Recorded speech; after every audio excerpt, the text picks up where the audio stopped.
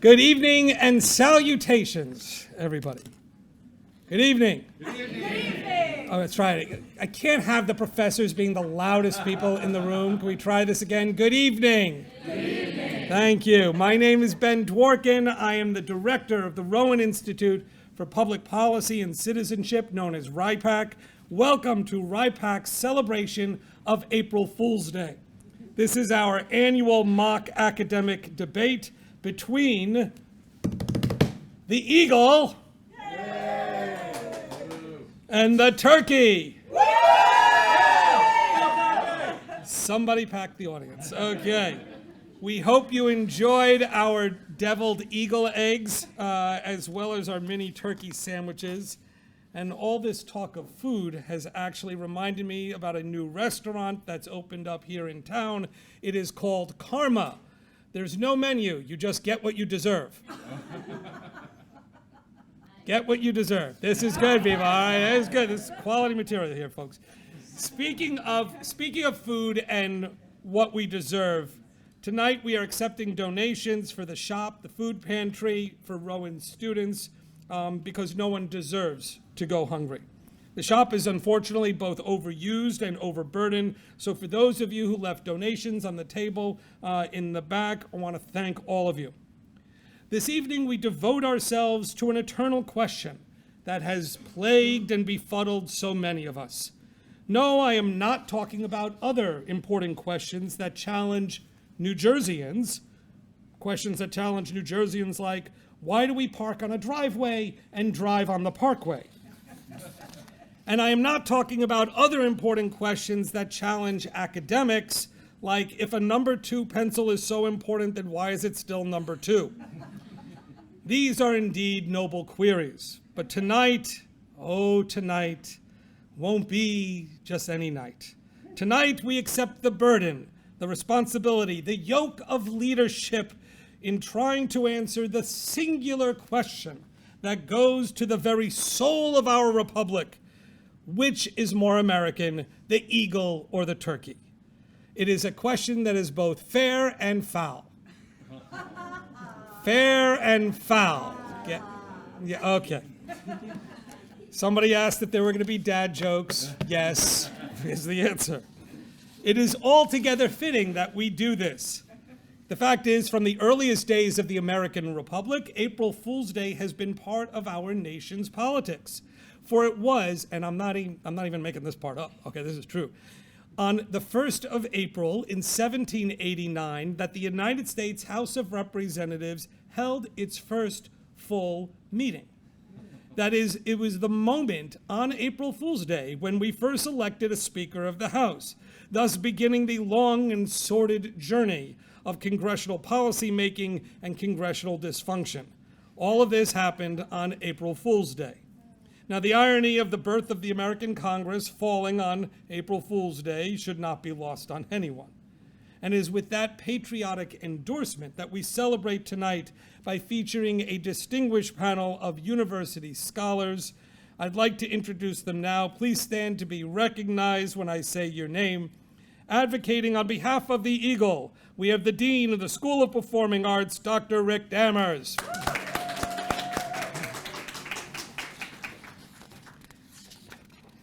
And he will be joined by a major in the Department of Molecular and Cellular Biology from the Rowan University class of 2023, Aaron Agostini. Advocating on behalf of the reigning champion, Team Turkey, from the Rowan University College of Education, Dr. Corinne Brown. And she will be joined by a major in the Department of Political Science from the class of 2024, Alyssa Morgan. The way this program will work is that each panelist will come up here and will have about 8 minutes to make their case. As should be expected in a freewheeling world of academic debate, nothing is off limits. You have been warned. That having been said, if any of you have any desire to rush the stage and slap the speaker, please just wait until the end. Don't do it in the middle of it. We can have that later. Once our 4 presentations are done, the debaters will all come up here to the dais and we will read off some questions that have been submitted by the audience. The panelists will then have a chance to respond. In the end, we will pick the winner of this year's debate through the most unscientific measurement, the loudness of applause for each side. Please note, we are recording this event, therefore we should all recognize that the entire program is completely on the record.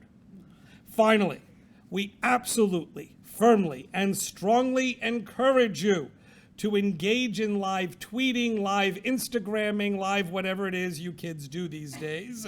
Please post your pictures and keep it going. Let's make this whole event go viral. And I ask you to please reference hashtag EagleTurkey 2023, hashtag Team Eagle, hashtag Team Turkey, and of course, hashtag RIPAC. In sum, let us recall the words of the immortal bard, the great William Shakespeare, who wrote in Twelfth Night, quote, "Those that are fools, let them use their talents." Tonight, some of Rowan's most gifted and talented fools will be on full display. Now, because there is an eagle on the United States quarter, we no longer flip a coin to determine who goes first. Apparently, this was controversial. No one wanted to be accused of monetary bias, and so I get to make the executive decision. So we will begin with our first speaker, advocating on behalf of the Eagle. Please welcome, hailing from Normal, Illinois. You really come from a town called Normal? How repressed does the psyche of your community have to be that they have to call themselves Normal?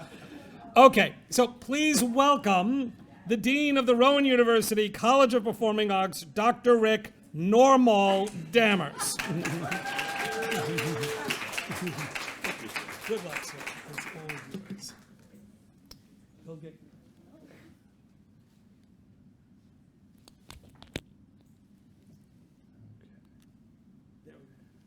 Well, good evening. Welcome. It's an honor to be on this panel with my wonderful teammate, our esteemed opponents, and thank you for coming to hear and listen to our cases. So, what I'm going to share with you, my case, is that we should be thinking not about the birds themselves, but as symbols and how they function as symbols of our country. And what better way to examine how a bird works as a symbol is how they live in our culture. And as I am the Dean of Performing Arts, I will use the performing arts to make this examination of both the eagle and the turkey in the fields of theater and dance and music. So as we're thinking about this, we're really talking about how these birds are an emblem for our country. So let's look at the definition of an emblem. An emblem is a heraldic device or symbolic object as a distinctive badge of a nation, organization, or family. What you will see in this examination is that the eagle is emblematic of nobility of character, of strength, of our freedom and independence. And in fact, I'm going to show you the full definition from the definitive Oxford English Dictionary, where they actually, the example they give is an America's national emblem, the bald eagle. So, just on its face value, let's look at the strength of this case. I mean, think about scouting.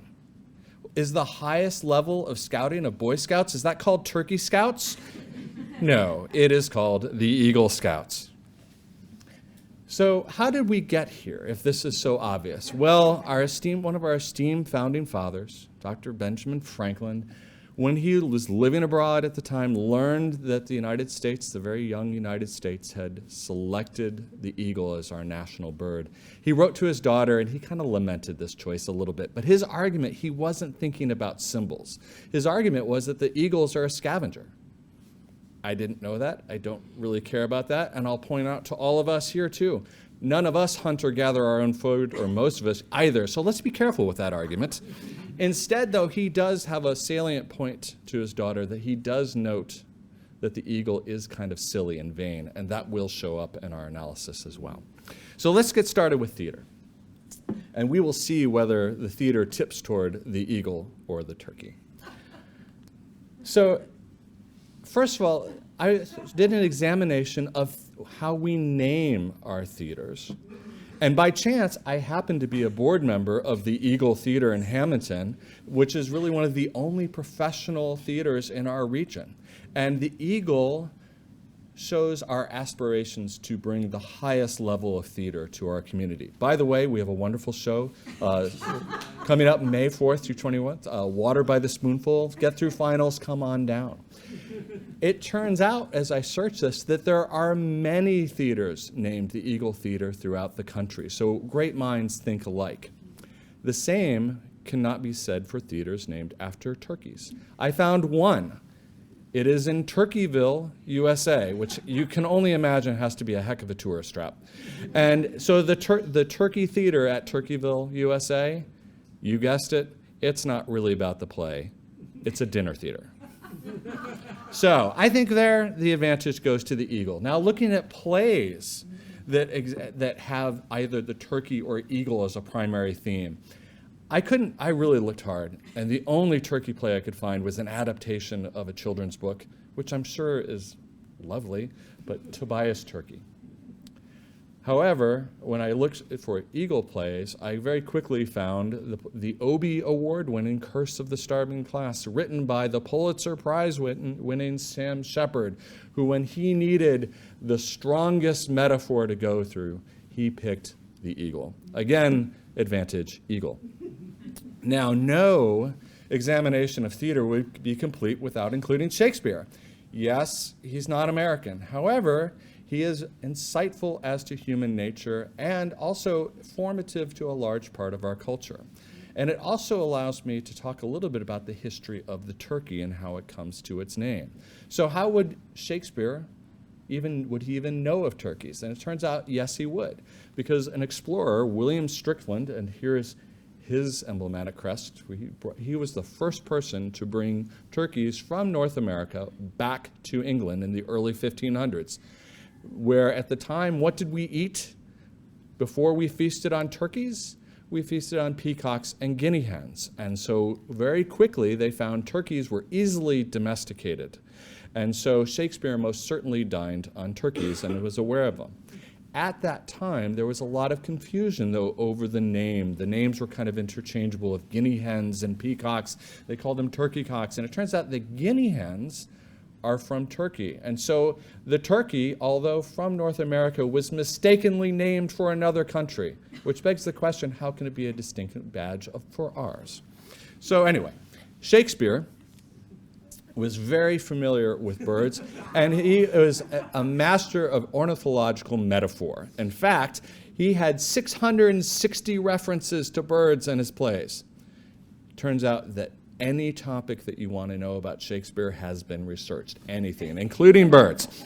So, how do turkeys and eagles make out in these references? Turkeys get referenced 4 times, eagle 50. And when he makes a reference to the turkey, going back to Dr. Franklin's comment, it's talking about a character who is somewhat silly and vain. Like from Henry V, why here he comes swelling like a turkey cock. Or from Twelfth Night, again another Twelfth Night reference. Oh peace, contemplation makes me a rare turkey cock of him, how he juts under his advanced plumes. So again, silliness and vanity. Whereas eagle references are about nobility of character and strength. So from Richard II, behold his eye, as bright as is the eagle's, lightens forth controlling majesty. And even in Macbeth, which is referred to, Dr. Dworkin, in how in the theater? You're not supposed to say it. That's right. What do we call it instead? Dr. Dworkin mentioned Macbeth in our theater once, but we're not in the theater, so we're okay here. But in Macbeth, at the beginning of our play, Macbeth is compared to an eagle, and as he begins his tragic descent, he works his way down to lesser birds. So this expert in ornithological metaphor quite clearly favors the eagle. So as we look at the theater, advantage, eagle. So now as we move on to dance, there was much less to work here. On face value, you've got to think that the eagle's a lot more graceful. Now, my example that I could find of a turkey dance was from the late 1910s, 1920s. So think of the kind of the Roaring Twenties, the flappers, the age of exuberance, maybe frivolity. So this was quite a scandalous dance. It was the turkey trot at the time. Perfectly fine. Now, I'm not going to show an image of the eagle example because it comes from our indigenous cultures, and it's a sacred dance. So I want to be respectful of that. I'll just describe it.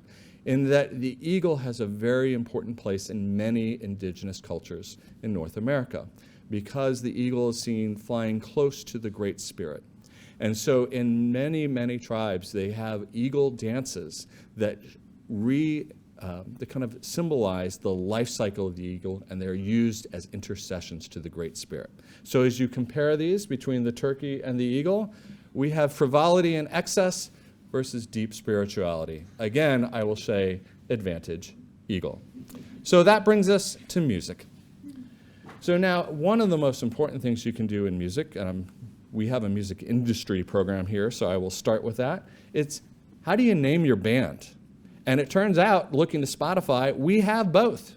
We have the band Turkey, and of course we have the Eagles. So Turkey has 30,000 monthly listeners. I listened to, and if I had time, I would play you their hit 2 + 2 = 4. I'm not making that up. It's quite possibly the worst thing I've ever heard on Spotify. As opposed to many of you are already audiating in your head many of your favorite hits by the band of the Eagles with their 18,900,000 monthly listeners. Major advantage to the Eagle. So let's go a little bit farther back, maybe a little bit more classical music. We turn to John Philip Sousa. What could be more American than John Philip Sousa, the March King?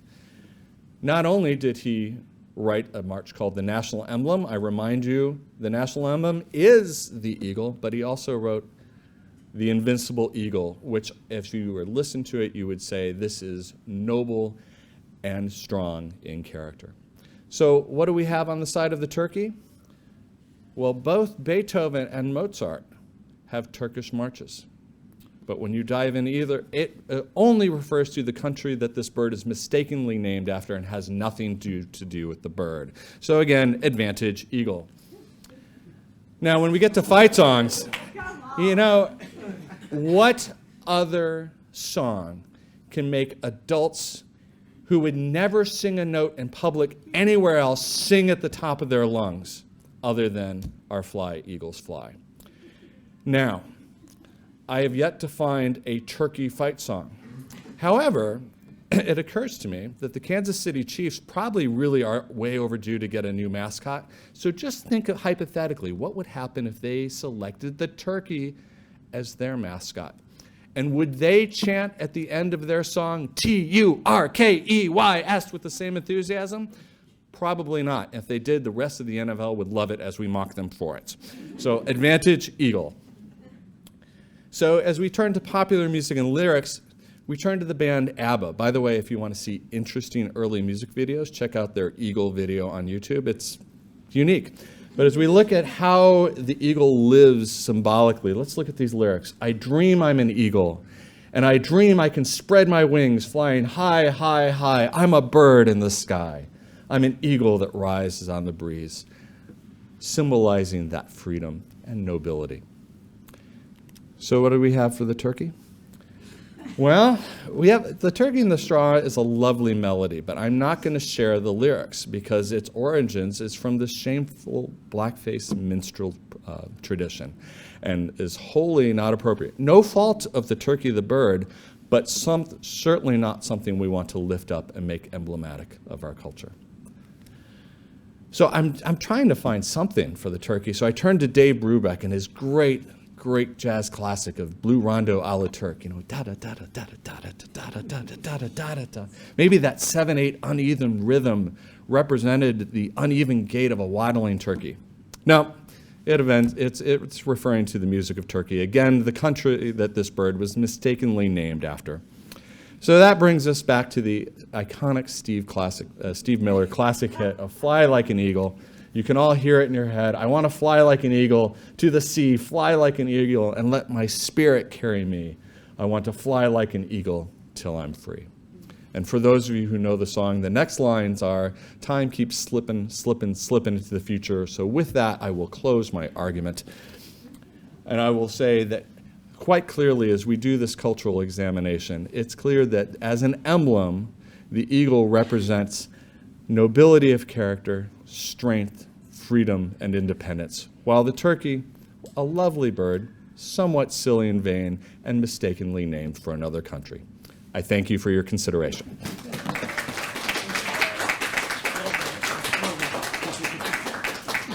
Well done. Another round of applause for Rick Dammers. Here we go. Okay. We're going to switch to our next PowerPoint here. Waiting for that to happen.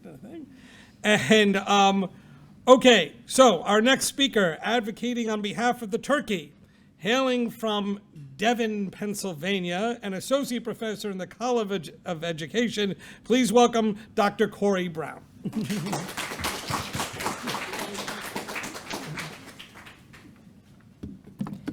Good evening, all.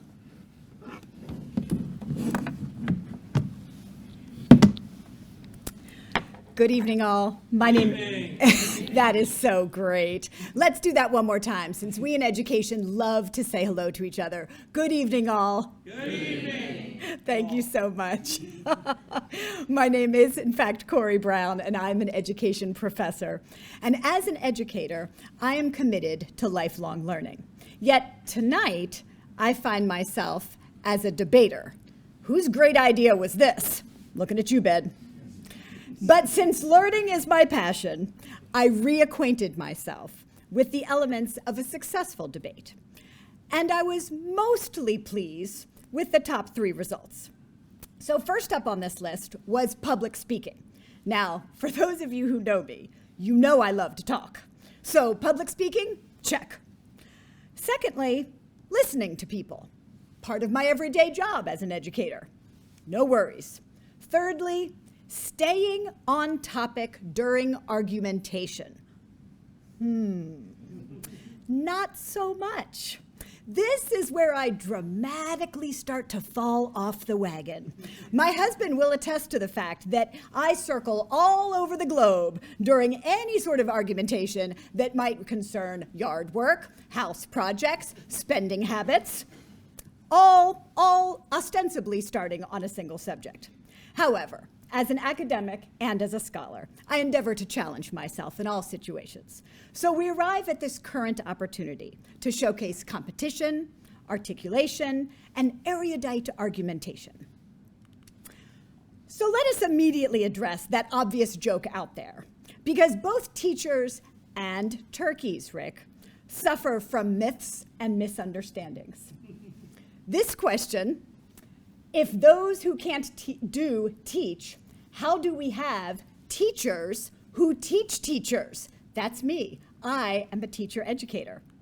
Allow me to further examine some common misunderstandings regarding what it means to actually hold the position of teacher. What my friends think I do, all the way down to what I really do. However, teachers in the education profession, we use 3 critical tools. Oh, that's Emerson. There we go. We, 1, tell stories. Stories are used to convey complex concepts and intertwined relationships, like, why is the turkey clearly more American than the eagle? 2, we use acronyms more than any other profession out there, with the exception of perhaps the military. We've got EdTPA, STEM, STREAM, Danielson's FFT, and within the CED, we have CP1, CP2, OCE, TPC. Have I lost you yet? Stay with me. 3, we categorize educational perspectives and practices into these philosophies of thought. Now, commonly, these end in an ism. But never fear, these are the good kind of isms. And this is where we begin. So let us embark on a whirlwind tour together of a turkey's tail. That's through the lens of educational philosophy. An educational essentialist believes in a traditional approach. The focus is on centuries-old reading, writing, and arithmetic. The Turkey, as an essentialist, focuses on strength and security, which thankfully are two characteristics wherein turkeys excel. The American wild turkey is a true fighter. They fiercely protect their family, their food, and their material resources. In the wild, when an eagle steals food, as they do, from the hardworking turkey, the American turkey boldly approaches the eagle and reclaims its kill, and the eagle has been known to back down. The turkey, as a perennialist, understands the value and the great works of art. In this case, I humbly bring you Miley Cyrus and the reminder that one of America's most important cultural celebrations, and indeed uniquely American holidays, is Thanksgiving, of which the turkey plays a seminal role. Enough said. The American turkey is also quite the progressivist. This is a bird who embodies the philosophy of learning by doing, which underscores everything Americans believe in and has also been adopted by preeminent marketing campaigns, such as Nike's Just Do It. This is not a bird who sits on his laurels. He is an avid orator. He communicates with family and friends up to 1 mile away with a single gobble. And turkeys see in color and have daytime vision 3 times better than we humans do. Undoubtedly, the American turkey dresses every day for success. For all the money, time, and effort Americans spend on fashion, 1,500 feathers in a display of colors let you know that the American turkey is fashion forward and ready to strut his stuff. You got nothing on us, Kardashians. Turkey.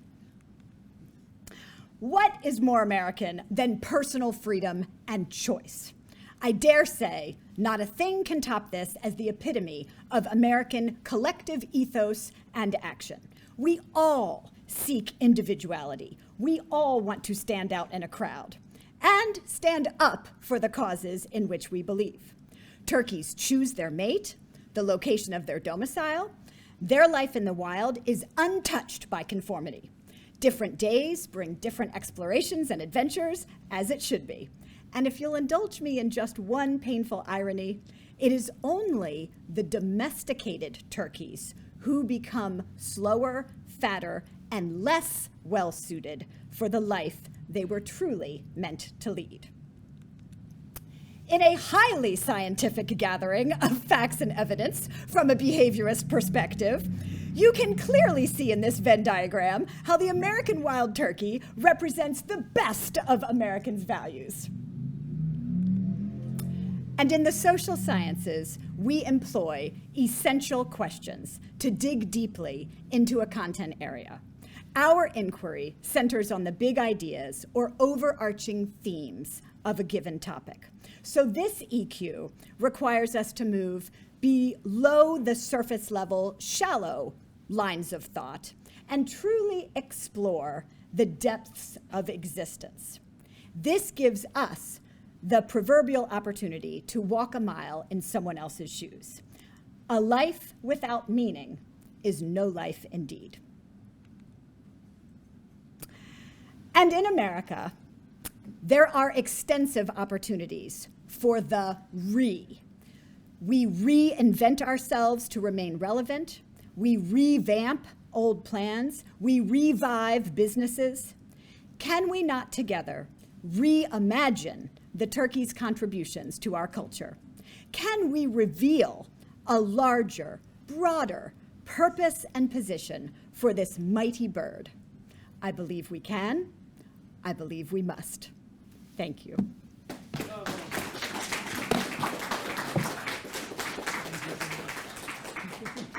Another round of applause for Dr. Brown. Thank you. Great job. Thank you, Dr. Brown. Our next speaker comes from the hamlet of Cape May, New Jersey.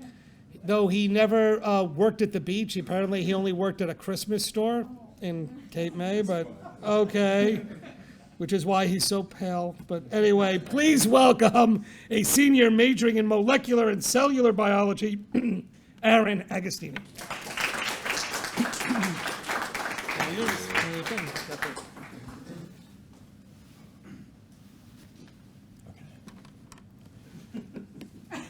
I'm excited. Okay. Good evening, distinguished panel of judges. Good evening. Thank you. I am honored and truly humbled to be speaking at this very real debate, and I can only hope that I don't crumble under the pressure of such a prestigious and high-stakes event. In our time together, we're going to be exploring the realm of genetic analysis to answer which of these two birds is more American. The top is the turkey, the bottom is the eagle. I will not be reading any Latin tonight because I am illiterate. So when tackling this project, I really had no clue where to start. After all, in a genetics context, what makes a bird more American? Is a blue jay more American than a penguin? What about a barn owl or a chicken nugget? I really had no clue where to start, and I just kind of moseyed around in my self-pity for a while. But I got to thinking there is no definition of what makes a bird more American. But what there is a list of birds which share an American nomination. I am, of course, talking about the state birds. So we're going to do a little bit of review. What is the state bird of New Jersey? Yep, eastern goldfinch. Good job. What a beautiful high-res photo of a bird. Next one, state bird of New York. It's still nearby, so I feel like somebody probably knows it. Perfect, all right. The state bird of New York is the eastern bluebird. So if you didn't get New York, probably not gonna get this one. So just for brevity's sake, the state bird of Texas is, of course, the Colt 45 pistol. Great job, everybody. Give yourselves a round of applause. That was a great job. Appreciate the participation. So we have our state bird idea, but the first step that I had to do is compile the list of organisms that were going to be analyzed.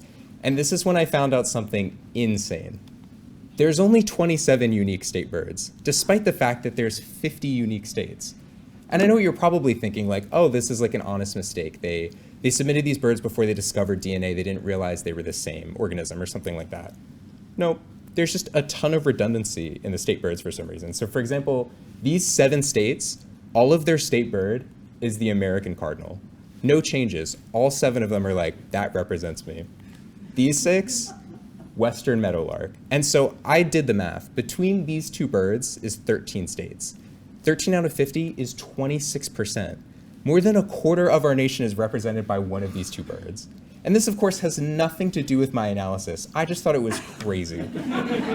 Also, if you're ever guessing state birds in the future and you don't know the answer, these 2 are great guesses. So we have our 27 unique state birds. We have, of course, our turkey, our eagle. This brings us to 29 birds total. So this is why the analysis does not have 52 birds in it. So we have our list of organisms, and the graphic that I created is what's known as a phylogenetic tree. So it's a graphic that relates organisms' evolutionary timeline by analyzing the differences and similarities in their genetic code. And so in order to do this, I used a web-based analysis software called PhyloT. PhyloT analyzes genomes and pulls it from a database. So in this case, the database that it was accessing was NCBI. And I know that none of you care about the specifics of what I did. And to be honest, I really don't either. The only reason I bring any of this up is that I spent $6.82 to use PhyloT. I spent real world money on this debate, so please like it. I'm literally begging you. Okay, so we have our birds, we have our program. I paid $6.82, don't forget. And the results that I found were totally shocking. Do you guys want to see them? Yeah! Thank you. All right, ready? Ta-da! Okay, so let me give you a little tour of what you're looking at here. This horizontal line that extends to the left side of the page, that is the common ancestor that all of the descendants on the right descended from. So what you can do is follow that line and kind of understand the story that's going on. In our context, what's important is that the birds that are closer together are more genetically similar than those that are further apart. And of course, I labeled the eagle and the turkey in English because I am illiterate. So the reason why I found this result so shocking is that the turkey was actually more genetically similar to more birds than the eagle. And in fact, the eagle has the lowest genetic similarity out of any of the birds on the list, which was totally mortifying. It was really the worst possible thing that could happen to a human being, was accidentally supporting Team Turkey. So I was mortified, sullen, synonym for sad. I was really beside myself with grief, and I just kind of had to put it away and admit defeat for a while. But I got to thinking that, I've heard this story before. One common ancestor with lots of different descendants, all with varying degrees of similarity and dissimilarity, with one descendant so notable, so courageous, and so unique to break apart and do something completely different. Now, where have I heard that story before?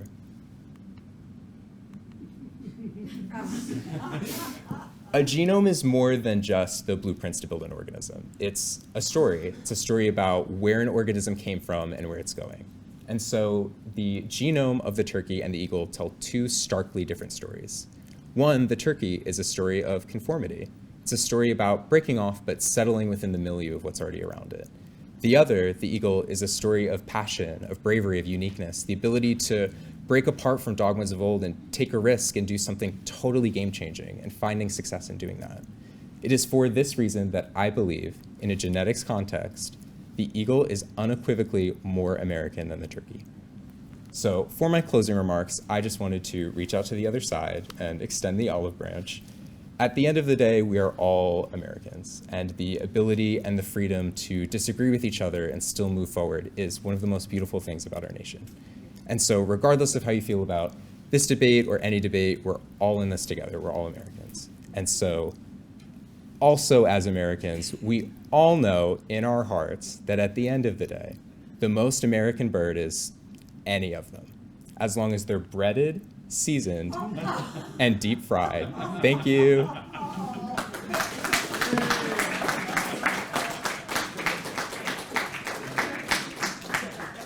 All right, Aaron Agostini, folks. Let's hear it for him.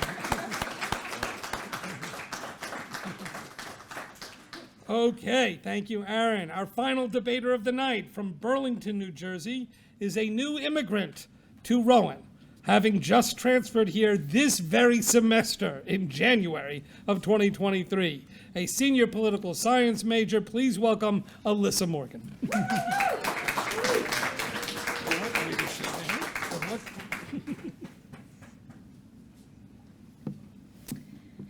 Hi, my name is Alyssa Morgan. Wait till you're... Oh, sorry. Oh, it's... Wait. Go to the next one. There you go. Okay. My name is Alyssa Morgan. I am a political science major with focus on economics and domestic politics, which means that I know better than anyone what makes something American or not American. And the bird that best represents our country is, of course, the incredible turkey. Now, my opponents will try to sway you using science, but I'm an American. I don't care about science. They will also try to use examples of famous works of entertainment by non-Americans, like Shakespeare, which I think are completely irrelevant here. I also don't care about the use of the eagle as a symbol. Here are the things I do care about. Sacrifice, anti-elitism, thirst for all right, I'm not sure how that one got up there. Capitalism. What do these all have in common? That's right. They all represent classic American ideals. But they also represent the ideals of my good friend, the turkey. Let's take a look at each of these, starting with capitalism.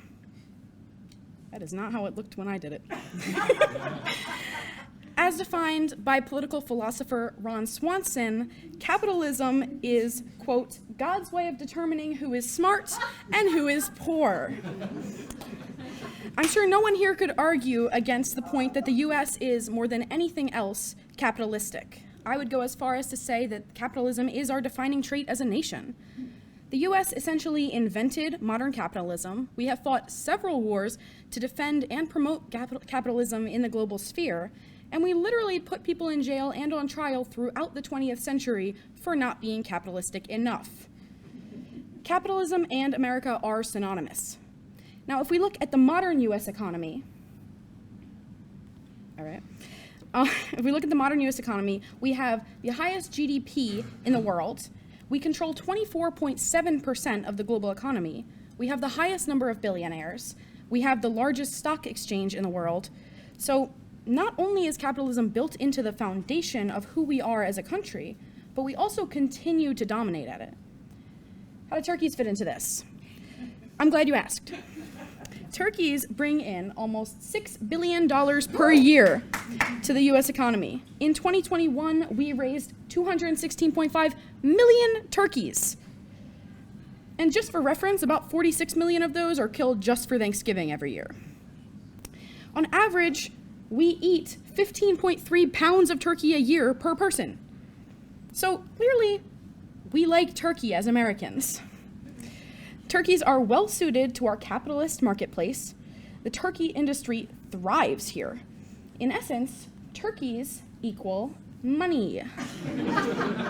On the flip side, let's talk about social Darwinism.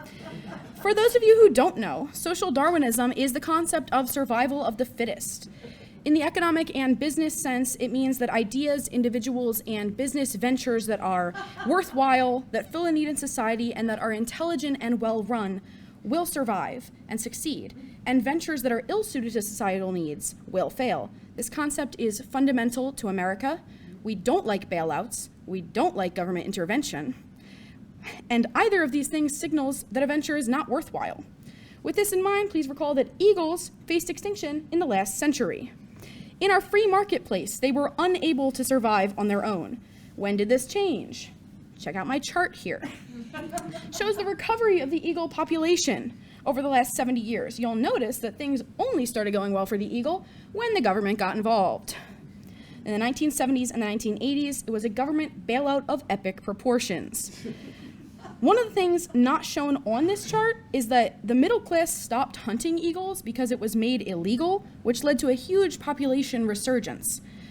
So, just like the elites, the eagles were essentially propped up and saved by the middle class.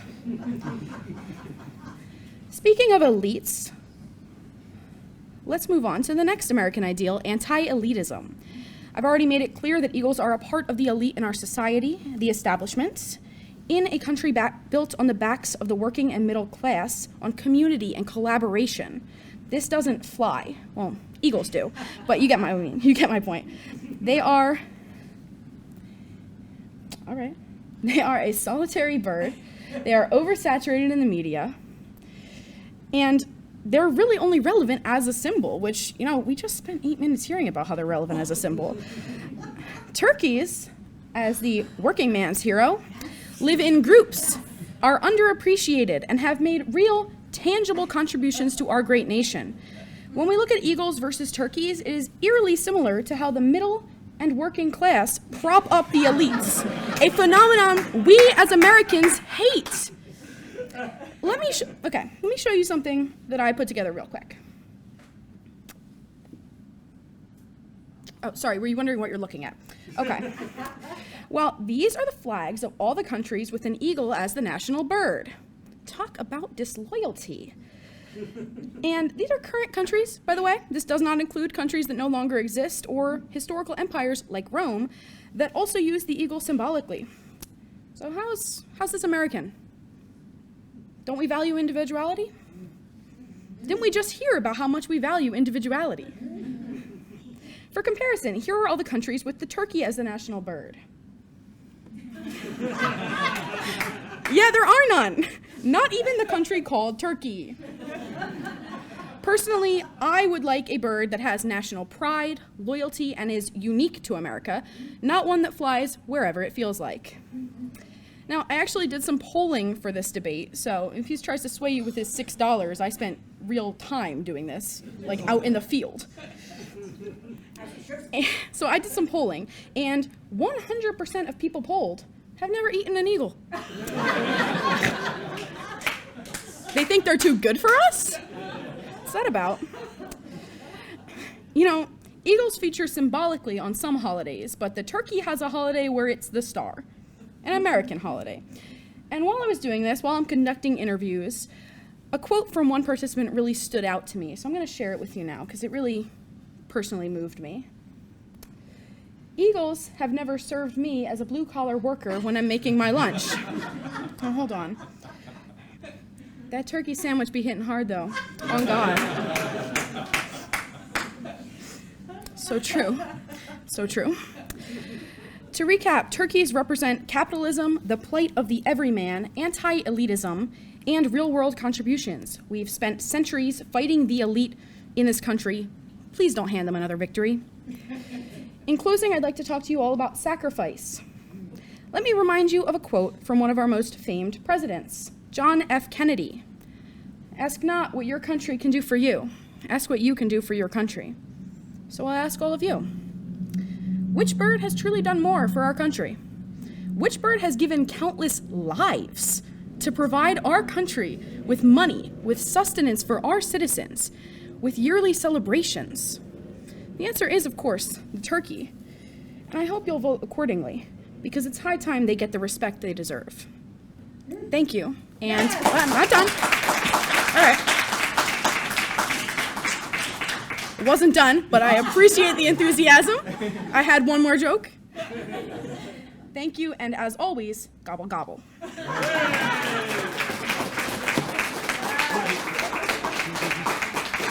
All right, Alyssa Morgan, everybody. Hey! Thank you, one and all. I'd like to invite the four panelists to come up to our dais. Let's have another big round of applause for all four of them. There you go.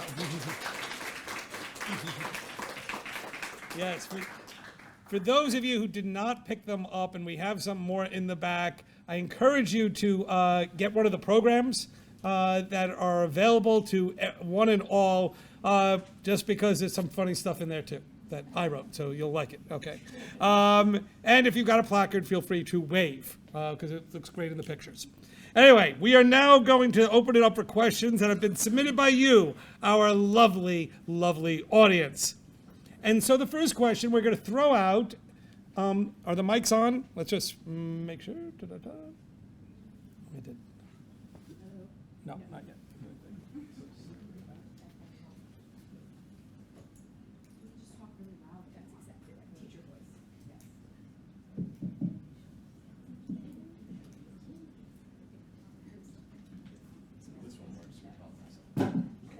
All right, this one's on now. Okay, sorry about that.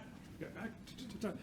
All right, we've got some questions that were submitted when people registered online, and I want to thank everybody for doing that. And so this is for the entire panel.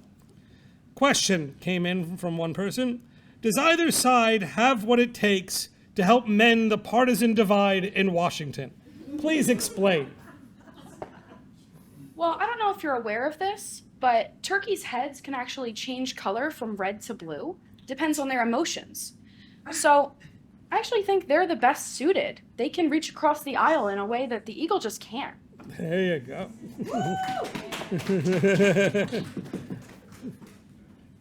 So I would hope that any candidate, whether it was the eagle or the turkey, would be able to see things from a bigger perspective. And I think that for us, the eagle represents that because of its ability to fly up high and get a larger, broader picture.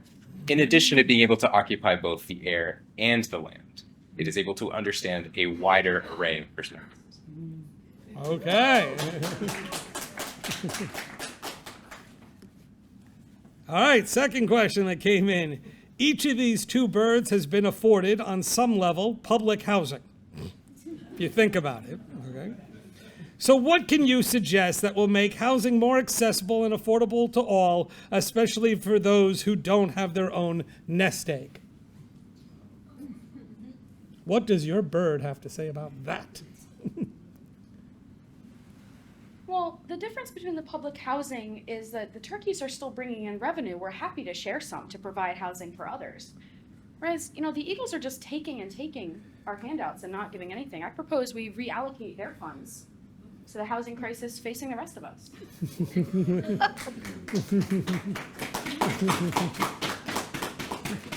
I would argue that turkeys take up way more of our land than eagles. I mean, based on population alone, I would argue that the turkey is encroaching on our space.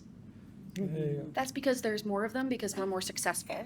We refer back to social Darwinism. I just want to remind that the people who actually have PhDs are allowed to speak in this thing. This is as quiet as you'll ever see these two people in anything. Top what's it here. But I would say too, when you think about, I can't picture where turkeys live, other than probably really cramped in and probably models of what we've seen hasn't worked in public housing. Whereas if you think of an eagle nest high in a tree where it's uplifting out in nature and a view, that might be a much better approach for us to take with public housing in the future. And I would also like to add that the turkey demonstrates adaptability. The turkey demonstrates communal living. The turkey demonstrates an ability to survive, as we have shown. That's all. Okay. We have one final question that came from a student. Here it is. Even with an amazing, this is directly quote, even with an amazing, and I mean really amazing degree from Rowan University, I am still worried about the future. What advice can your bird give me as I leave Rowan's nest and enter the real world? Is everyone looking at me? The turkey embodies the individualism, the pursuit of his, her, or they, their own life, their own ability to gather food, to remain healthy and safe and protective of their families, and to allocate their materials so that they in fact do survive across time. Do not worry about the life of the turkey. If we, as humans, embodied a little bit more of what the turkey represents, I dare say we would be in a better position. I do think that was a good answer, but I feel like that focused more on like the turkeys as opposed to the people. The people. I feel like a message of an eagle, again, like going back to my presentation, is about taking risks and doing something different. And I myself am graduating this year, and I'm excited, but also terrified. Yeah. So I feel like the eagle is able to be inspirational. It's able to show that something can change and that it'll work out. I'd like to add that we're still looking at the eagle as a symbol. Let's talk real world. $6 billion turkey industry. Get a job there if you need one. It'll always be a feather in your cap. Well, graduation is a time to spread your wings. I hope your wings are much more like the eagles. Okay, let's thank the panelists for their questions.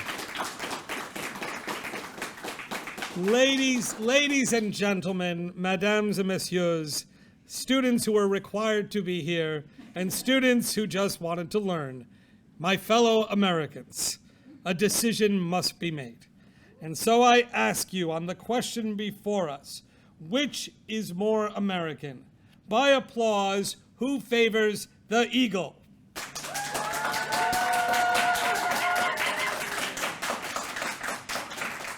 And now, by applause, who favors the turkey?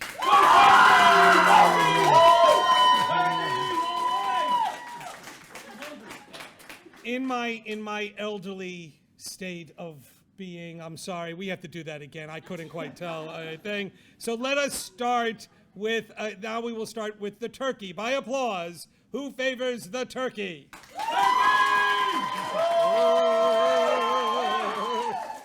And who favors the eagle?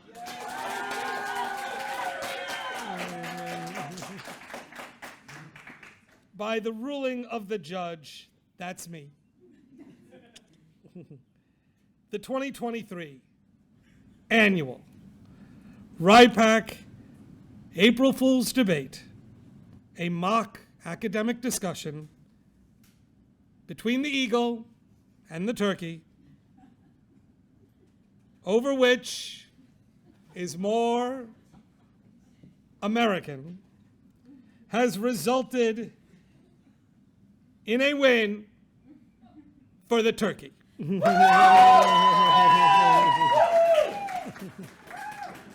Fellow colleagues, students, and members of the public, much like the beginning of the Major League Baseball season, last year's record means nothing. We wait till next year when everyone starts on opening day in first place. And so on behalf of RIPAC and Rowan University, I invite you all to come back next year when we will have a chance to continue this most worthwhile discussion.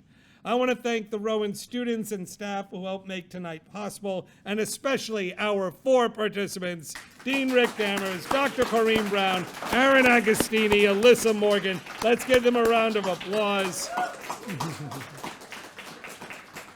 And allow me to please just conclude this tonight's event with this point. We host tonight's event. People kept asking me, like, why are you doing this? We host tonight's event because in politics, it's important to remember to laugh. We talk about in New Jersey politics, a subject that I teach and have spent much of my adult life studying. To be at the upper level of New Jersey politics, you have to get the policy, you have to get the politics, and you have to get the joke. That is what success in this world is. Or as one wise entertainer once said, when people are laughing, they're generally not killing each other. And you know, that's a good thing. Thank you, everyone. Have a great night. Thank you for coming out. We'll see you next year.